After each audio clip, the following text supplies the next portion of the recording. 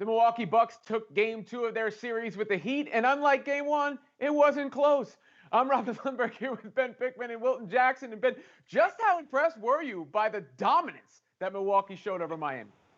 Oh, it was an incredibly impressive performance, and especially the three-point shooting of the Bucks, right? They made a franchise record in terms of playoff three-pointers made. They led by as much as 36 points. It was a wire-to-wire domination, but it wasn't just at the offensive end that was so impressive. It was the defensive end of the floor, and we've seen it now through 2 games that Giannis and Brook Lopez have really stifled Bam Adebayo. Jimmy Butler really struggled in game 2 in particular, and we looked at the Miami Heat, and you check the box score, and somehow Dwayne Dedmon ends up as Miami's leading scorer in game 2. That's not exactly a recipe for success going forward. I think projecting going forward a little bit, we're not going to see a lot more games like game 2. I would expect the rest of the series to be much closer, but Milwaukee clearly feels confident after their first 2 games, as they should. They're going to continue to play better, and Giannis really is a threat. So I would look for the Bucks to continue to win this series in the end, and put some really solid performances going forward and put away the Miami Heat relatively quickly.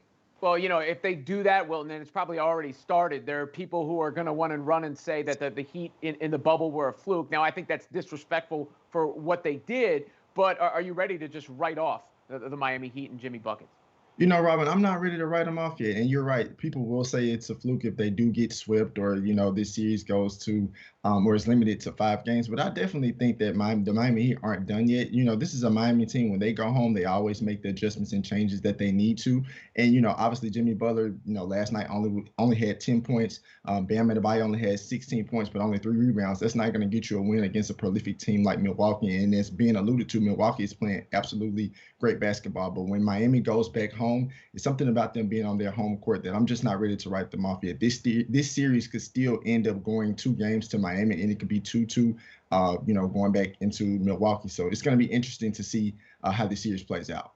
I'm not reacting to one performance, but I do believe that the Milwaukee Bucks are the team with the best chance to beat the Brooklyn Nets. You look at it, Giannis is almost designed to go against that Nets team and their lack of size in the front court. They don't have anybody to deal with him. The Bucks have more size than most teams that can throw different looks at you. Drew Holiday, about as good as it gets on the perimeter defensively for one of those guards. I'm not saying that they do indeed beat Brooklyn. You still have to test what the Bucks do down the stretch of games, though I've been impressed by Chris Middleton in clutch time as of late. But, if there is one team that I'm singling out and saying, all right, if anybody's going to take out the big 3, I think it would be Milwaukee.